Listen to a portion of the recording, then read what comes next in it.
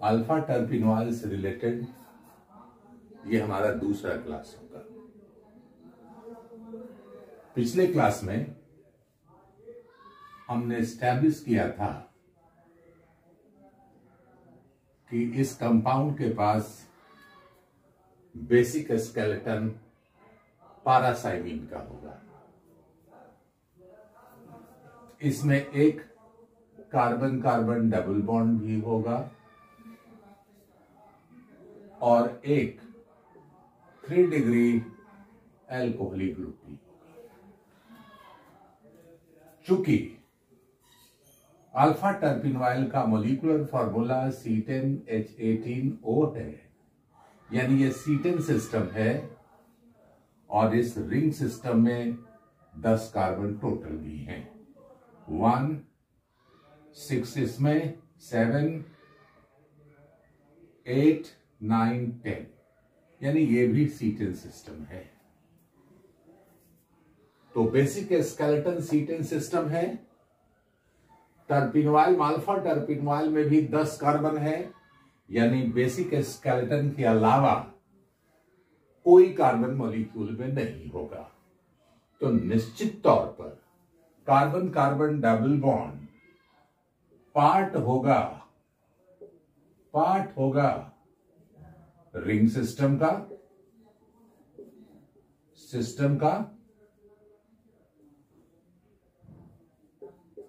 का और इसी में टर्शियरी एल्कोहलिक ग्रुप भी होगा। तो हमारा काम होगा, हमारा एम होगा इस डबल बॉन्ड का पोजीशन इस बेसिक स्केलेटन में फिक्स करना, हाइड्रोक्सिल ग्रुप का पोजीशन इस स्केलेटन में फिक्स करना। तो सबसे पहले हम लोग position carbon carbon double bond का इस बेसिक यूनिट में फिक्स करेंगे।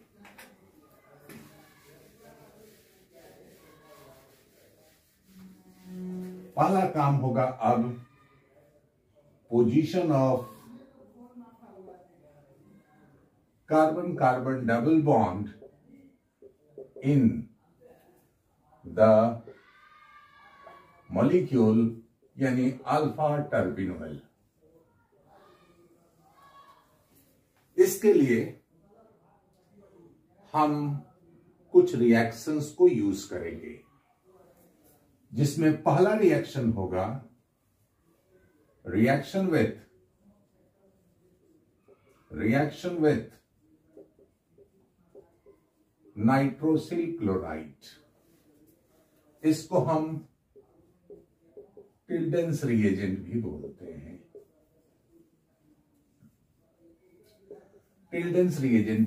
हैं। इस कंपाउंड को यानी अल्फा टर्पिनोल को अगर हम नाइट्रोसिल क्लोराइड के साथ रिएक्ट करें इन pyridine सॉल्यूशन, तो शुरू में वायलेट कलरेशन अपीयर होगा और ये धीरे धीरे डिसअपीयर हो जाएगा, यानी सॉल्यूशन कलरलेस हो जाएगा, डिसअपीयर हो जाएगा, कलरलेस। ये हमारा सॉल्यूशन कलरलेस होगा।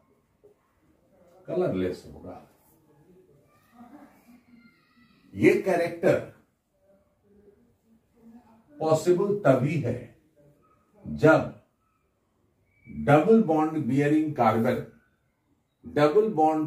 कार्बन पर कम से कम एक हाइड्रोजन होगा, चाहे दोनों कार्बन पर हो या किसी एक कार्बन पर हो। हम इमेजिन करें कि हमारे पास एक अनसिमेट्रिकल एल्कीन सिस्टम है जिसके किसी अनसैचुरेटेड कार्बन पर हाइड्रोजन है। तो जैसे ही इस कंपाउंड का इंटरेक्शन नाइट्रोसिल क्लोराइड से होगा, तो अगर एल्कीन अनसिमेट्रिकल हुआ यानी किसी एक कार्बन पर हाइड्रोजन हुआ और दूसरे अनसैचुरेटेड कार्बन पर हाइड्रोजन नहीं हुआ, तो यहां मार्कोवनिकोव एडिशन होना चाहिए और जब मार्कोवनिक एडिशन होगा तो एडिशन जो प्रोडक्ट होगा ये होगा Cl और ये होगा NO and this is H, यानी नाइट्रोसो कंपाउंड बनेगा और ये वॉयलेट कलर का होगा। नाइट्रोसो कंपाउंड के अल्फा कार्बन पर हाइड्रोजन है, इसलिए ये तुरंत टॉटोमराइज कर जाएगा और ये जब टॉटोमराइज करेगा तो इसका टॉटोमराइजेशन से जो प्रोडक्ट होगा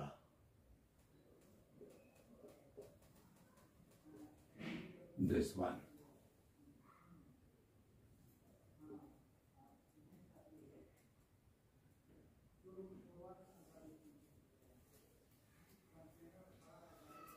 ऑक्साइन में इसका कन्वर्सन होगा, ऑक्साइन में कन्वर्सन होगा और ये ऑक्साइन कलरलेस होगा,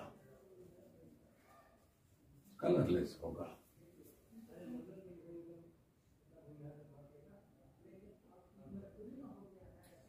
ये रिएक्शन अगर इस तरह के मॉलिक्यूल में भी हो, यानी सिमेट्रिकल एल्कीन में भी हो, तो किसी भी कार्बन पर अगर एडिशन होगा नाइट्रोसो ग्रुप का तो टॉटोमराइजेशन होगा और जो एडक्ट होगा वो कलरलेस होगा, यानी अनसैचुरेटेड कार्बन मॉलिक्यूल का अल्फा टर्पिनवाइल के बेसिक सिस्टम का चाहे तो दोनों हाइड्रोजन कंटेनिंग है या किसी एक कार्बन पर हाइड्रोजन प्रेजेंट है। हम अब बेसिक स्केलेटन को यूज करते हुए इस रिएक्शन को एक्सप्लेन करने की कोशिश करें। हमारा बेसिक स्केलेटन ये है, यहां डबल बॉन्ड होगा तो ये पॉजिटिव टिल्डे स्ट्रेस देगा और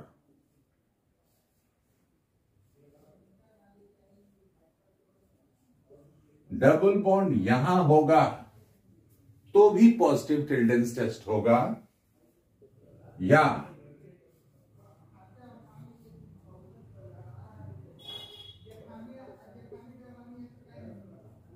डबल बॉन्ड यहां होगा तो भी पॉजिटिव टिल्डे टेस्ट होगा,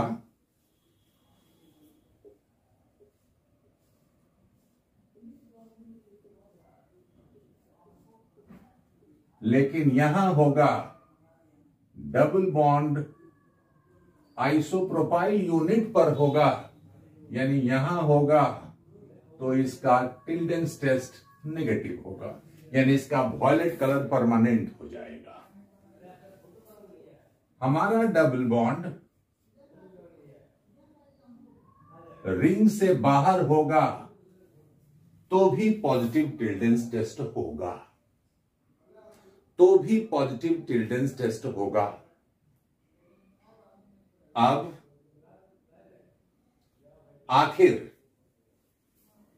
इस चारों यूनिट में 4 पॉसिबिलिटी है डबल बॉन्ड की इस बेसिक स्केलेटन में। आखिर कौन सा पॉसिबिलिटी है, आखिर कौन सा सिचुएशन है जो मॉलिक्यूल में एग्जिस्ट करता है? इसके लिए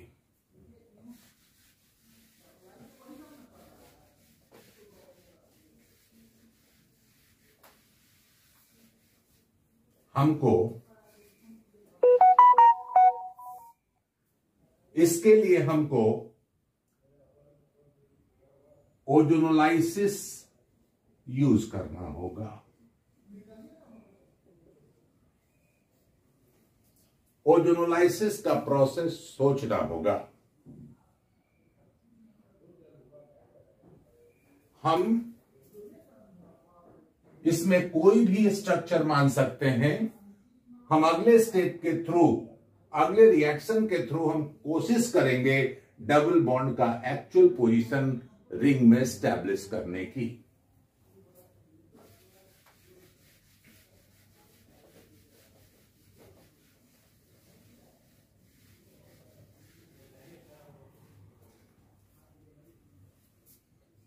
C10H18O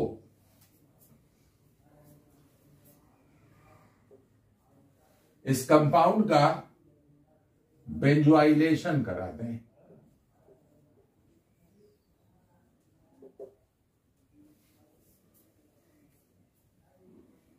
तो ये कन्वर्ट हो जाएगा C10H17O CO C6H5 में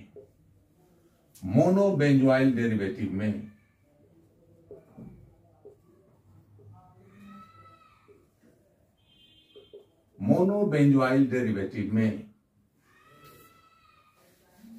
यानी हमने इसके हाइड्रोक्सिल ग्रुप को प्रोटेक्ट कर दिया। अब इस कंपाउंड का ओजोनोलाइसिस करा दें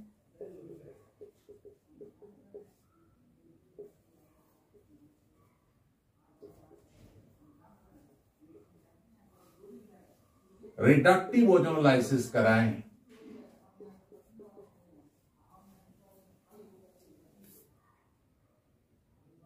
तो रिडक्टिव ओजोनोलाइसिस से ये कंपाउंड देता है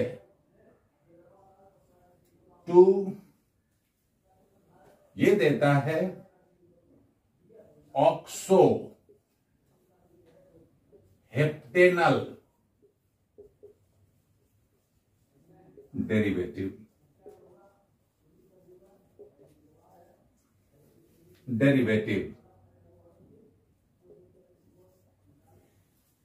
ऑक्सोहेप्टेनल डेरिवेटिव। तो हेप्टेनल का मतलब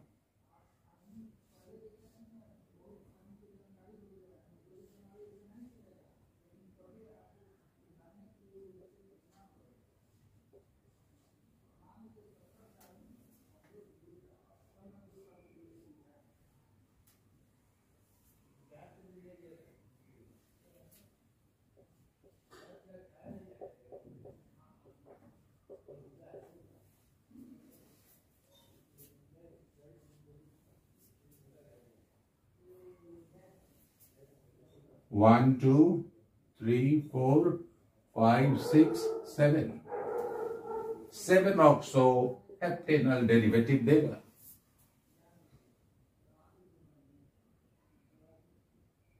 जहां हाइड्रोक्सिल ग्रुप यानी बेंजोइल यूनिट किसी दूसरे कार्बन पर सब्स्टिट्यूटेड होगा। अब हम डबल बॉन्ड के पोजीशन को चेक करें।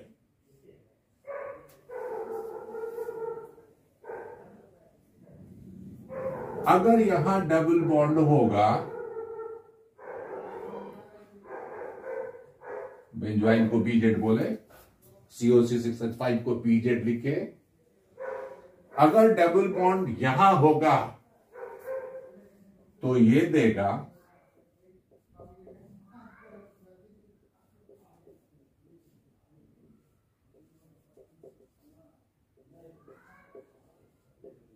ऑक्सोहेप्टेनल डेरिवेटिव ओजोनोलाइसिस से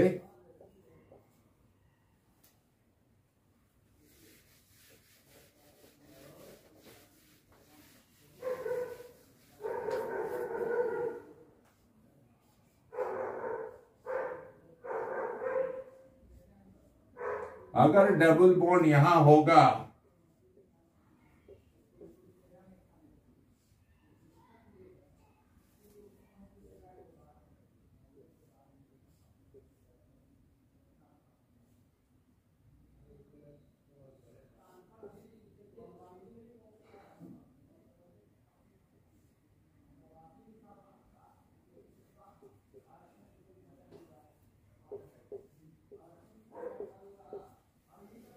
तो ये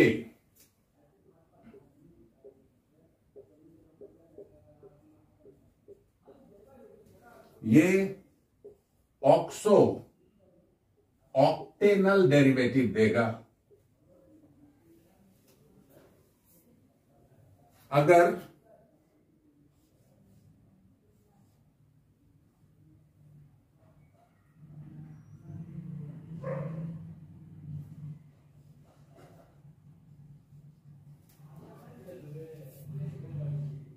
डबल बॉन्ड यहां है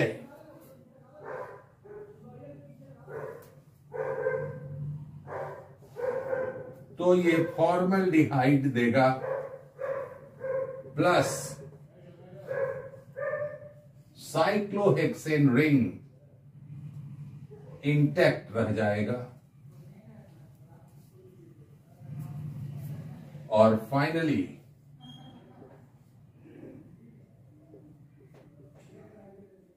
अगर डबल बॉन्ड यहां है तो ये डाई एल्डिहाइड देगा।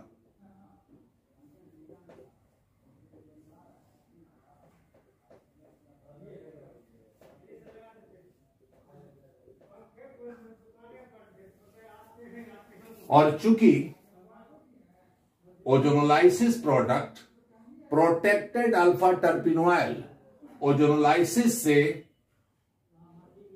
6 ऑक्सोहेप्टेनल देता है, इसलिए मॉलिक्यूल का डबल बॉन्ड यहां फिक्स्ड होगा methyl substituted carbon, methyl related containing carbon पर होगा। यानी कि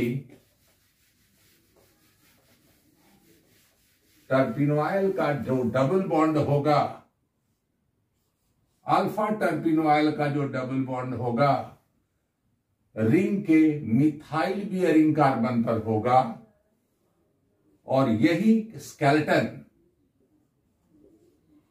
स्केलेटन प्रोवाइड करेगा 6 ऑक्सोहेप्टेनल। बाकी केस में दूसरे प्रोडक्ट मिलेंगे। अब हमने डबल बॉन्ड का पोजीशन फिक्स कर लिया मॉलिक्यूल में, तो हमारा मेन एम है हाइड्रोक्सिल ग्रुप का पोजीशन फिक्स करना with respect to carbon carbon double bond.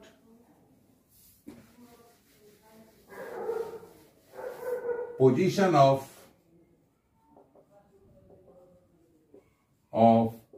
3 degree OH in the ring system.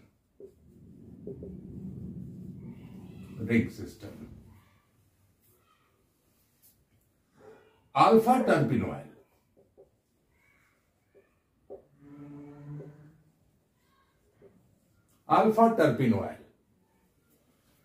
का डबल बॉन्ड तो मिथाइल बियरिंग कार्बन पर है, रिंग के मिथाइल बियरिंग कार्बन पर है। तो इस सिचुएशन में मॉलिक्यूल अगर 3 डिग्री अल्कोहल है तो सिर्फ 3 डिग्री कार्बन 2 ही हैं। तो इस सिचुएशन में हम मान सकते हैं कि अल्फा टर्पिनोइल का स्ट्रक्चर चाहे तो ये होगा या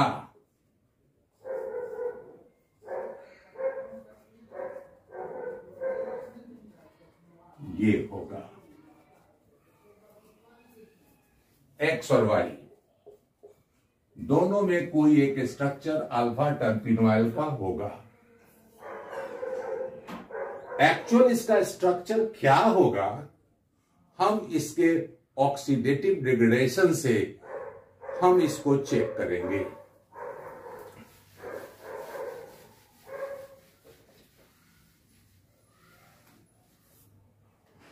oxidative degradation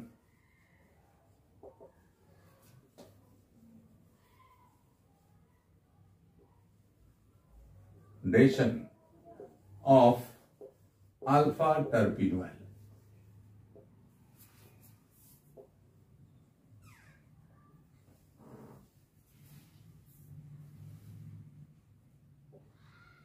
alpha टर्पिनोइल।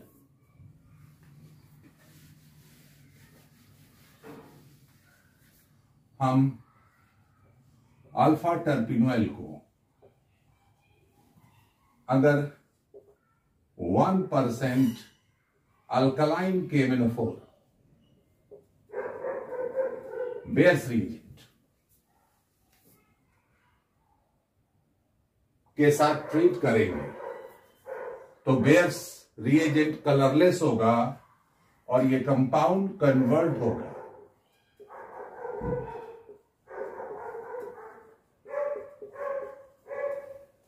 Try hydroxy derivative में और इसको बोलेंगे ग्लाइऑक्सिलेशन। तो ग्लाइऑक्सिलेशन प्रोडक्ट अल्फा टर्पिनोइल का ट्राई हाइड्रोक्सी डेरिवेटिव होगा, क्योंकि एक तो OH है ही, ग्लाइकोल होगा तो 2H और बढ़ेगा, और फिर इसका हम क्रोमिक एसिड ऑक्सीडेशन कराएं तो ये कंपाउंड क्रोमिक एसिड ग्लाइकॉल का ऑक्सीडेशन कराएं तो ये कंपाउंड एक अननोन कंपाउंड देता है, अननोन कंपाउंड देता है जो बाइकार्बोनेट टेस्ट नहीं देता, नेगेटिव बाइकार्बोनेट टेस्ट।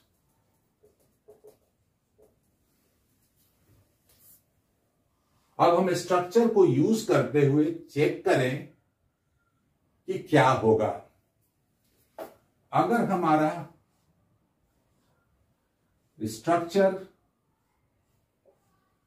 ये है और टर्शियरी हाइड्रोक्सिल ग्रुप इस कार्बन पर है, तो जैसे ही KMnO4 का रिएक्शन होगा, अल्कलाइन KMnO4 का रिएक्शन होगा, तो ये हमारा मॉलिक्यूल कन्वर्ट होगा ग्लाइकॉल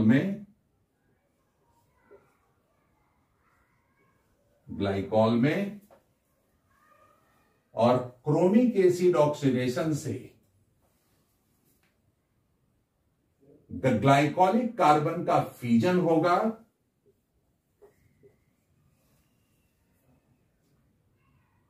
थ्री डिग्री कार्बन पर जो OH है ग्लाइकॉल में वो कीटोन में कन्वर्ट होगा,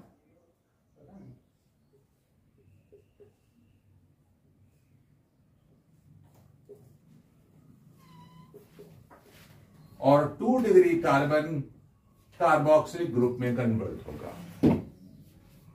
अगर अननोन कंपाउंड कार्बोक्सिलिक एसिड होता तो इसको बाइकार्बोनेट टेस्ट देना चाहिए था, लेकिन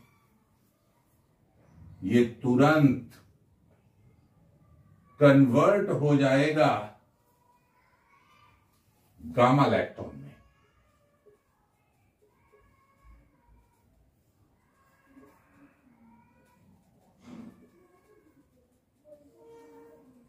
गामा लैक्टोन में यानी एसिड ग्रुप इमीडिएटली डिसअपियर हो जाएगा due to the presence of OH at gamma position, और ये देगा गामा लैक्टोन, और एसिड ग्रुप के डिसअपियर होने के कारण ये बाइकार्बोनेट टेस्ट नहीं देगा। लेकिन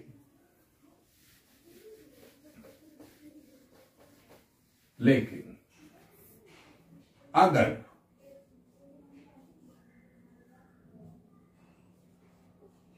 हाइड्रोक्सिल ग्रुप इस टर्शियरी कार्बन पर है तो अल्कलाइन KMnO4 यानी बेयर्स रिएजेंट से जो ग्लाइकॉल बनेगा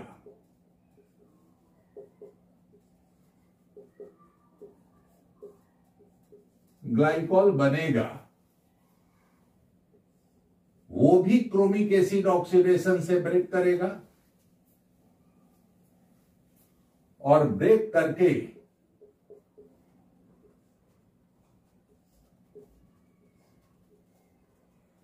ये भी कीटो एसिड देगा। और जो कीटो एसिड है उसके कार्बोक्सिलिक ग्रुप के बीटा कार्बन पर OH है, इसलिए ये कन्वर्ट हो जाएगा लैक्टोन में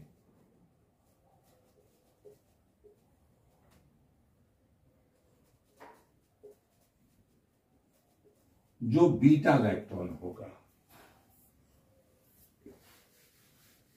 बीटा लैक्टोन 4 मेंबर रिंग है, ये अनस्टेबल होगा, अनस्टेबल होगा। इस कारण ये तुरंत एसिड में कन्वर्सन इंटर कन्वर्सन होता रहेगा और इसी कारण ये पॉजिटिव बाइकार्बोनेट टेस्ट देगा, पॉजिटिव बाइकार्बोनेट टेस्ट देगा। चूंकि हमारा अल्फा टर्पिनोइल ऑक्सीडेटिव डिग्रेडेशन के बाद जो अननोन कंपाउंड देता है वो नेगेटिव बाइकार्बोनेट टेस्ट देता है, इस कारण हम बोल सकते हैं कि हाइड्रोक्सिल ग्रुप का पोजीशन मॉलिक्यूल में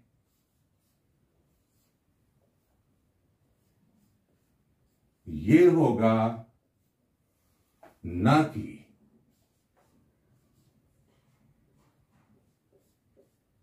ये होगा, क्योंकि ये बीटा लैक्टोन देता है, पॉजिटिव बाइकार्बोनेट टेस्ट देता है, और ये गामा लैक्टोन देता है, यानी निगेटिव बाइकार्बोनेट टेस्ट देता है।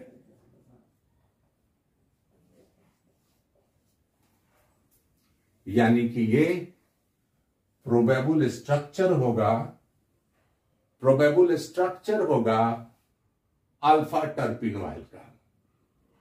अल्फा टर्पिनोइल का ये प्रोबेबल स्ट्रक्चर होगा। इसका फर्दर प्रूफ देने के लिए हम इसका फर्दर डिग्रेडेशन करते हैं। फर्दर डिग्रेडेशन करते हैं।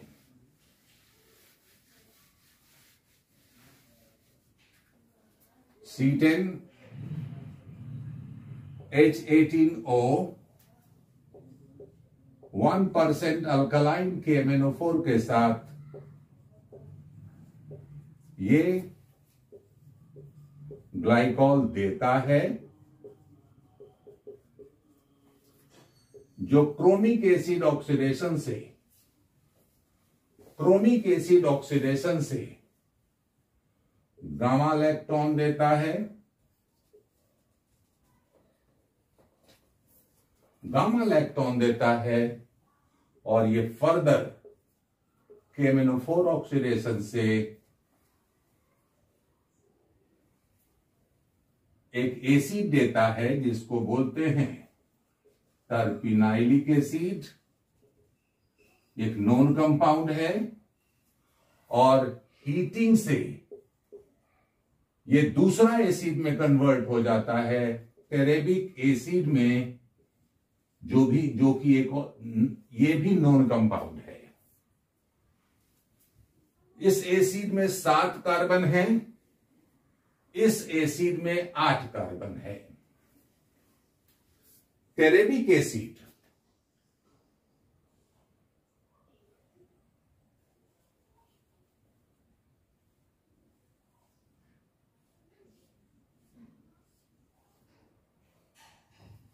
ये कंपाउंड टेरेबिक एसिड है, नॉन कंपाउंड है, और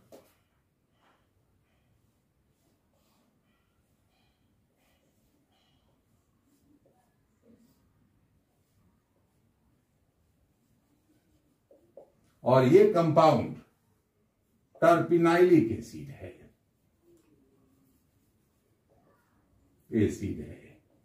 ये दोनों नॉन कंपाउंड है जिसका मेल्टिंग पॉइंट और बॉइलिंग पॉइंट नोन है। हम इस नॉन कंपाउंड को सिंथेसाइज भी कर सकते हैं,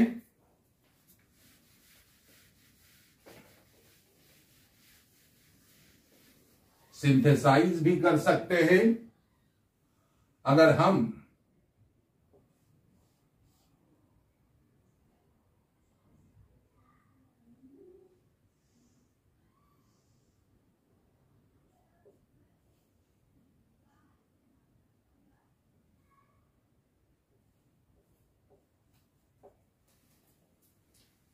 इथाइल एसीटोएसीटेट ले ले तो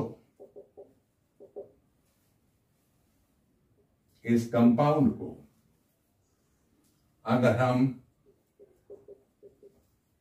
सोडियम इथॉक्साइड के साथ हीट करेंगे तो ये एक्टिमिथिलीन है, और इसका इंटरेक्शन हम कराएंगे क्लोरो इथाइल एसीटेट से, तो ये कन्वर्ट होगा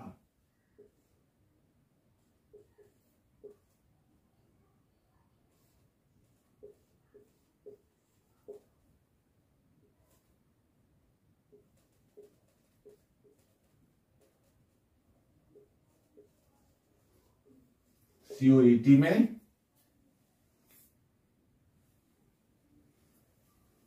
इस कंपाउंड का वो ग्रिगनार्ड्स रिएजेंट के साथ रिएक्शन कराए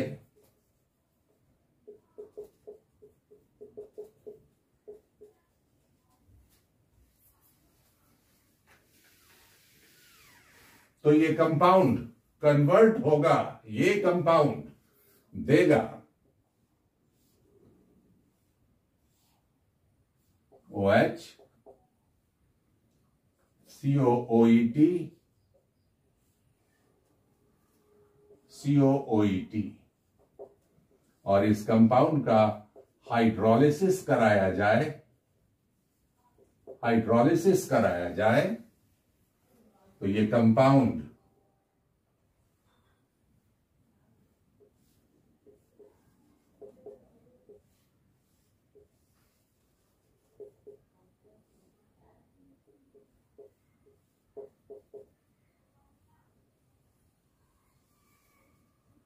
तुरंत कन्वर्ट हो जाएगा टेरेबिक एसिड में।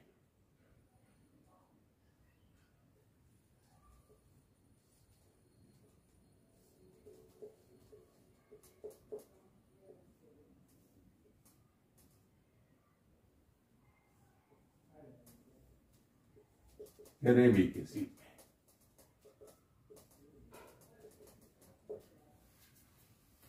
इसी तरह हम टर्पिनाइलिक एसिड का फॉर्मेशन भी उसके सिंथेसिस से कर सकते हैं,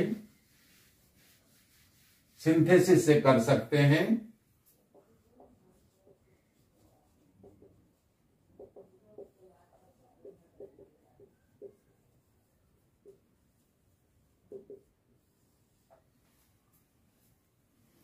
हम उसी तरह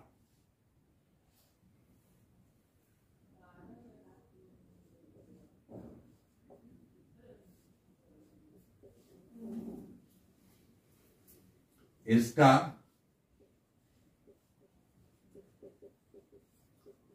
रिएक्शन कराएं, एक्टिव मिथिलीन पर रिएक्शन कराएं,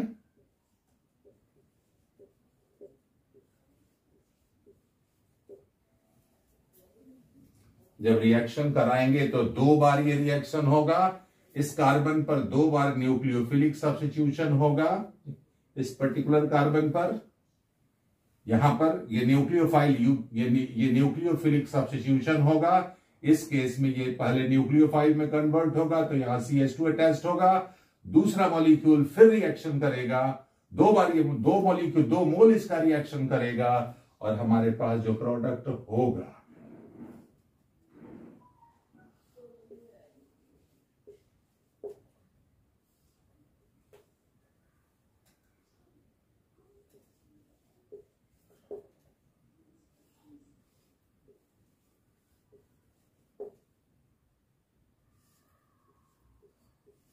this one।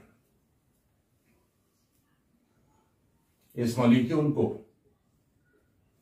अगर इसका हाइड्रोलिसिस कराएं, इसका हाइड्रोलिसिस कराएं और स्ट्रांगली हीट करें, तो हाइड्रोलिसिस से ईस्टर ग्रुप एसिड में कन्वर्ट होगा और ये जो डाई कार्बोक्सिलिक यूनिट होगा, पहले तो ये ट्राई कार्बोक्सिलिक एसिड में कन्वर्ट होगा। इस डाई कार्बोक्सिलिक एसिड यूनिट में टोटल कार्बन है 1 2 3 4। इसका डी कार्बोक्सिलेशन होगा CO2। इस पर माइनस आई इफेक्ट काफी स्ट्रांग है, इसका भी है, तो ये कन्वर्ट हो जाएगा, ये डिकम्पोज हो जाएगा, डी कार्बोक्सिलेशन हो जाएगा और डी कार्बोक्सिलेशन से ये होगा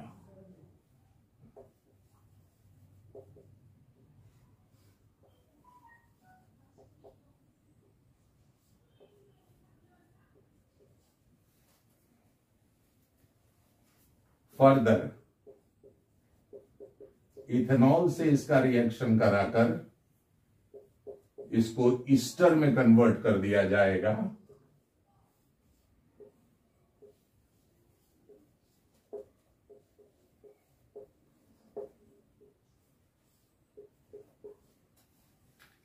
और तब ग्रिगनार्ड्स रिएजेंट के साथ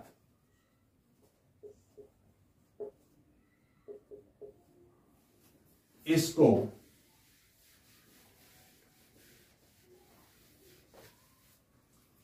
टर्शियरी अल्कोहल में कन्वर्ट कर दिया जाएगा।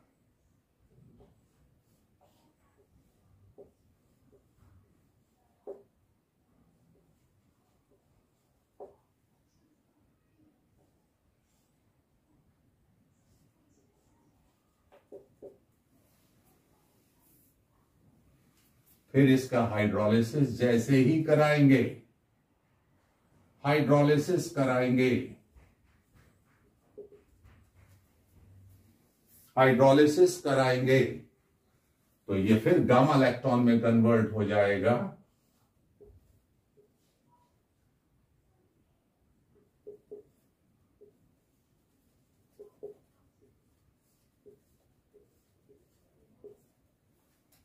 और ये होगा गामा लैक्टोन यानी टर्पिनाइलिक एसिड।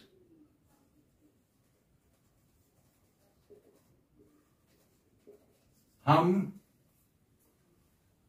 टर्पिनाइलिक एसिड और टेरेबिक एसिड का फॉर्मेशन अल्फा टर्पिनोइल के प्रपोज्ड स्ट्रक्चर से भी दिखा सकते हैं। यह प्रपोज्ड स्ट्रक्चर है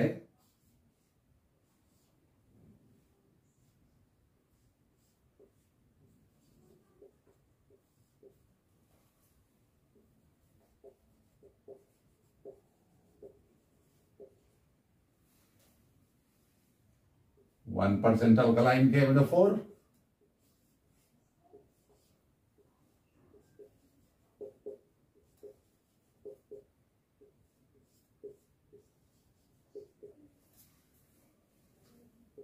क्रोमिक एसिड ऑक्सीडेशन से ये गामा लैक्टोन देगा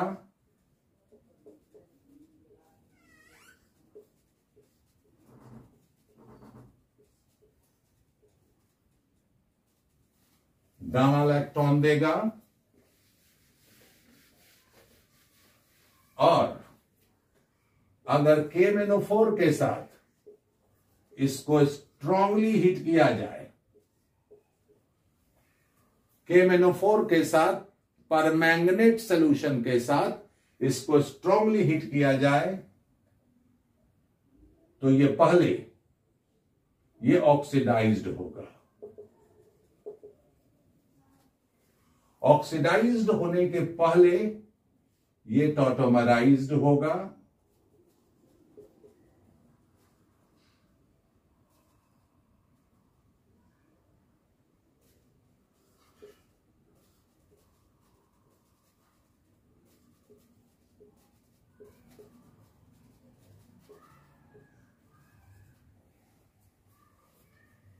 और इसका ऑक्सीडेशन प्रोडक्ट होगा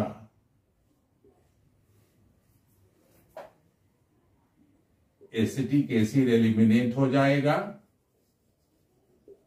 और ऑक्सीडेशन प्रोडक्ट होगा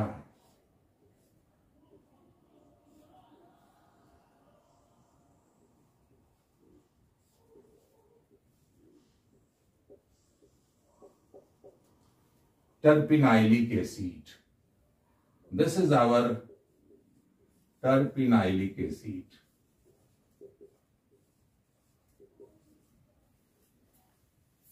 और ये टर्पिनाइलिक एसिड और स्ट्रांगली हीट किया जाए, और अगर स्ट्रांगली हीट किया जाए तो ये कन्वर्ट होगा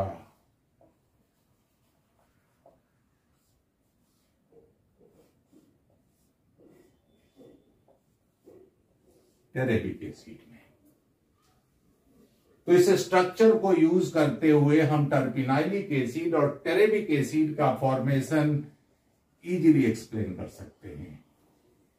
तो ये हमारा प्रपोज स्ट्रक्चर अल्फा टर्पिनवाइल का स्ट्रक्चर होगा, और इस स्ट्रक्चर को फाइनली कंफर्म करेंगे by the synthesis of the compound. Synthesis of the compound,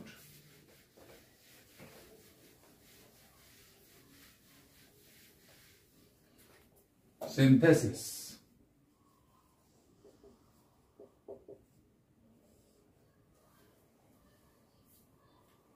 इस कंपाउंड का सिंथेसिस करने के लिए हमारे पास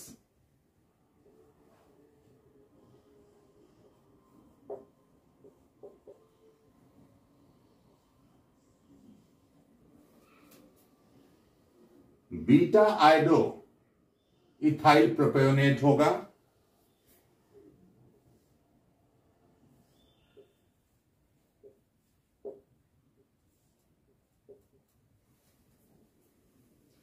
और इस कंपाउंड को हम रिएक्शन कराएंगे अल्फा साइनो इथाइल एसीटेट के इथाइल एसीटेट से मोलर रेशियो होगा 2:1 का।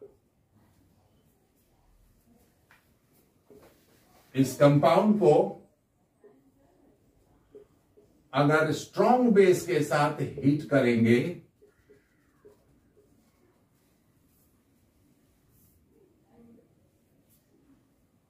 तो न्यूक्लियोफिलिक सब्स्टिट्यूशन होगा न्यूक्लियोफाइल बियरिंग कार्बन्स पर, और ये हमारा हाइड्रोजन पहले H+ रिलीज होगा, कार्बन आयन होगा, ये न्यूक्लियोफिलिक सब्स्टिट्यूशन होगा, आयोडीन भागेगा, फिर दूसरा हाइड्रोजन हटेगा, फिर इस पर हमारा अटैच्ड हो जाएगा CH। तो ये हो जाएगा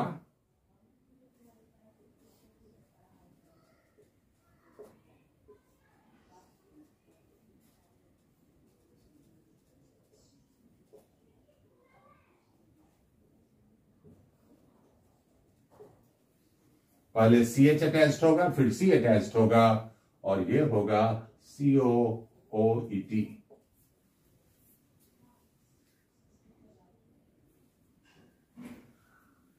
इस कंपाउंड का हाइड्रोलिसिस करें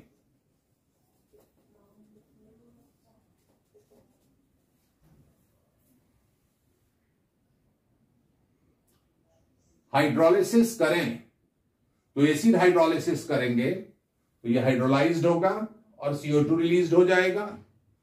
अल्कलाइन हाइड्रोलिसिस करेंगे तो सारे के सारे कार्बोक्सिलिक ग्रुप में कन्वर्ट हो जाएंगे और फिर CO2 रिलीज हो जाएगा। तो किसी भी तरह हाइड्रोलिसिस करें तो धीरे धीरे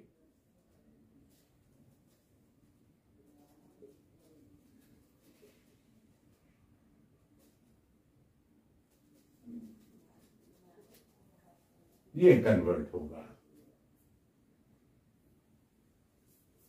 ये 7 मेंबर्ड 1 2 3 4 5 6 7 ये unit 7 member di carboxylic unit है।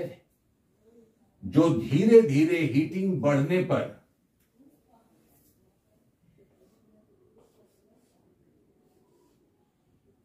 साइक्लोहेक्सेनॉन डेरिवेटिव में कन्वर्ट हो जाएगा।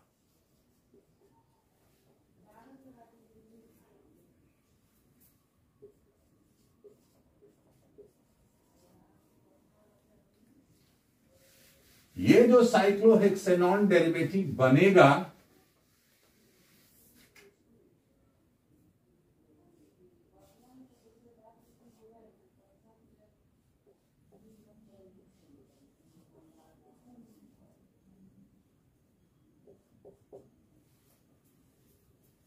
उसको पहले हम ईस्टर में कन्वर्ट कर लेंगे।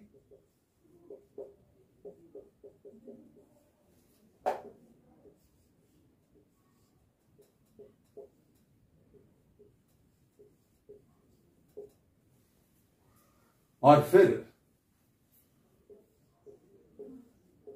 ग्रिग्नार्ड रिएजेंट के साथ इसको मिक्स करेंगे।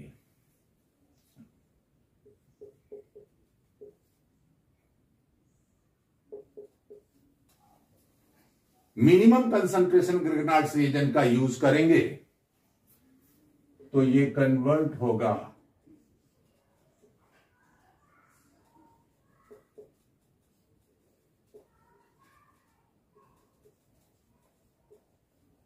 इस कंपाउंड में।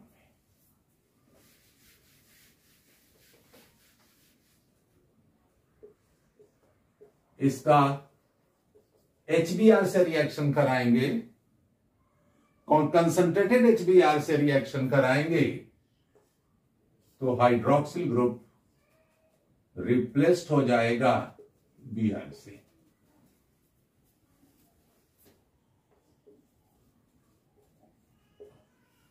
और फिर इसको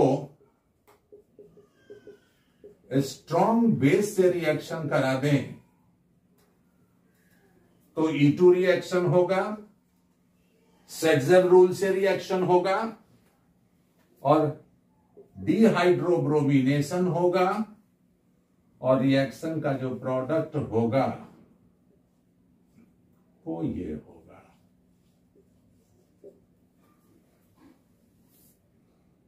और इस कंपाउंड को अगर हम ट्रीट कर दें, ग्रिग्नार्ड्स रिएजेंट से एक्सपोज कर दें,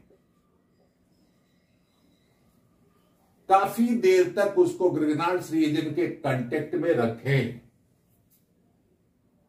तो ये पहले सबसे पहले ये कन्वर्ट होगा मिथाइल कीटोन में और ये मिथाइल कीटोन तुरंत कन्वर्ट हो जाएगा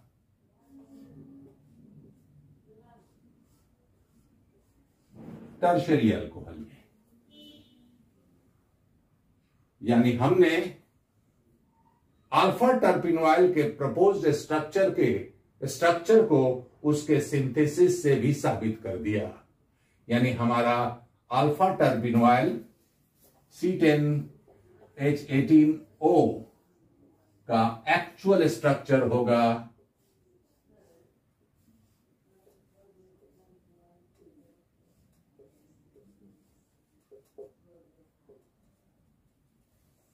अब हमारा ये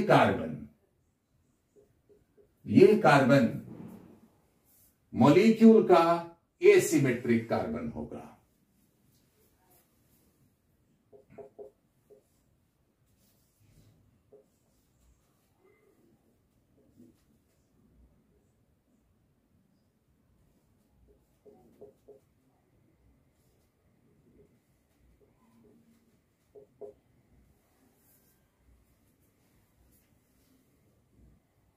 एक यूनिट, 2 यूनिट, तीसरा यूनिट और ये चौथा यूनिट।